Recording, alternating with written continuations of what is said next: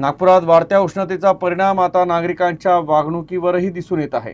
किरकोळ वाद आता थेट मारहाणीपर्यंत पोहोचत आहे। अशीच एक घटना तहसील पोलीस ठाण्याअंतर्गत घडली। अवघ्या 10 रुपयांच्या वादातून एका फार्मासिस्टवर हल्ला करण्यात आला। या मारहाणीत त्याच्या नाकाचं हाड फ्रॅक्चर झालं। नागपूरच्या इतवारी भाजी मांडी परिसरात मेडिकल स्टोअर चालक हार्दिक उमरेडकर यांना मारहाण करण्यात आल्याची घटना समोर आली आहे। मिळालेल्या माहितीनुसार त्याच परिसरात राहणारे 50 वर्षीय मनीष किल्लरकर यांनी काही दिवसांपूर्वी दात दुखीची औषधं घेतली होती। 19 मे रोजी मनीष किल्लरकर हे औषध परत करण्यासाठी दुकानात आले। यावेळी हार्दिक यांनी त्यांना 50 रुपये परत दिले।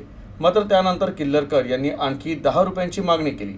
काही वेळानंतर मनीष किल्लरकर हे आपल्या साथीदारासह पुन्हा मेडिकल स्टोअरमध्ये आले आणि त्यांनी शिवीगाळ करत हार्दिक उमरेडकर यांच्यावर हल्ला केला। या मारहाणीत हार्दिक यांच्या नाकाला गंभीर दुखापत झाली असून नाकाचं हाड फ्रॅक्चर झालंय। घटनेनंतर परिसरात एकच खळबळ उडाली। प्रकरण थेट तहसील पोलीस ठाण्यात पोहोचलं। दोन्ही पक्षांनी एकमेकांविरोधात तक्रार दाखल केली असून पोलिसांनी क्रॉस FIR नोंदवत पुढील तपास सुरू केला आहे।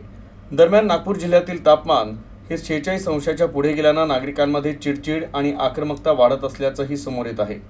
क्षुल्लक कारणांवरून वाद वाढवून गंभीर घटनांमध्ये रूपांतर होत असल्याची चिंता व्यक्त केली जात आहे। नागरिकांनी संयम बाळगावा असं आवाहन पोलिसांनी केलं आहे।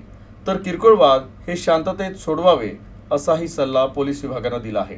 त्या गुन्ह्याचा तपास केल्यानंतर माननीय न्यायालयात दोषारोपपत्र सादर करण्यात येत असतं आणि नंतर मग कोर्टाचे फेरे घालावे लागतात आणि वारंवार ज्या तारखा जेव्हा तारखा असतील त्या तारखांना दोन्ही पक्षाला म्हणजे फिर्यादी आणि आरोपी दोन्ही पक्षाला सतत कोर्टामध्ये हजेरी लावावी लागते, बाकीचे 100 कामं सोडून।